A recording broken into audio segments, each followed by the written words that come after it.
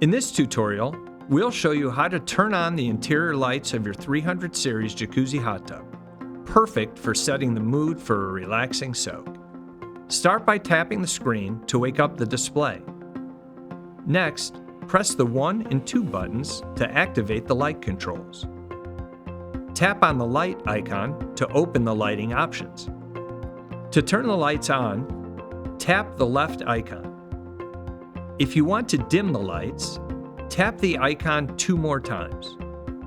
Tap the left icon a 3rd time to turn off the lights. Tap the middle icon and the lights will start scrolling through all available colors. Finally, tap the right icon to select your favorite color to set the ambiance just the way you like it. That's all there is to it. Now you can easily adjust the interior lighting to suit your mood and enjoy your soak. If this video helped, don't forget to like and subscribe for more quick tips from The Great Escape.